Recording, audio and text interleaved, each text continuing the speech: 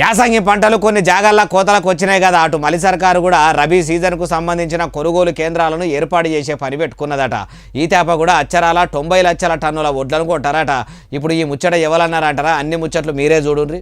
రాష్ట్ర వ్యాప్తంగా 8251 ఐకేపీ కేంద్రాలను సురువు చేయబోతున్నారట. సర్కారు తాన 16 కోట్ల జోర సంచులు అందుబాటులో ఉన్నాయి. అట్లనే యాసంగి పంటలు కొన్ని జాగాల్లో కోతలకు వచ్చినాయి కాబట్టి కొనుగోలు కేంద్రాల ఏర్పాట్లు జోర సంచులు వంచే పని మీద మీటింగ్ పెట్టి నీళ్ల మంత్రి కోపన మంత్రి ఉత్తమ్ కుమార్ రెడ్డి సార్ చెప్పుకొచ్చిండట.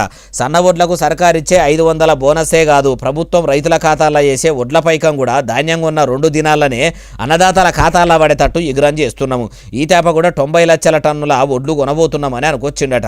అయ్యా మంత్రి ఉత్తమ్ కుమార్ రెడ్డి సారు, మీ షై సర్కారు లీడర్లను చెప్పమంటే హుజూర్ నగరు ఉసిరికాయలు ఎంత దొడ్డు ఎంత పొడుగు అంటే పొట్లకాయ ఎంత పొడుగు గుమ్మడికాయ ఎంత దొడ్డు అన్నట్టే చెప్పేటట్టున్నారు. ప్రతి ఏడాది మీ షై సర్కారు చెప్పుడు ఉన్నది తప్పితే సౌలతులు చేసింది అయితే ఏం లేదు. వడ్ల పైసలతోనే బోనస్ పైకం చేస్తామని ఇప్పుడు మస్తుగానే చెప్తారు కానీ సన్న వడ్లకు మీ సర్కారు చేసే బోనస్ పైకం కోసము అన్నదాతలు తిరిగి చెప్పులు అరుగుతాయి తప్పితే పైకం యాళ్ళకైతే పడదని బాధపడుతుర్రు. ఈ తేపనన్న అట్లా తిప్పలు కాకుండా అన్నయాళ్లకు ఎయ్యిండ్రి అంటుర్రు ఈ ముచ్చటిన్నోళ్ళు.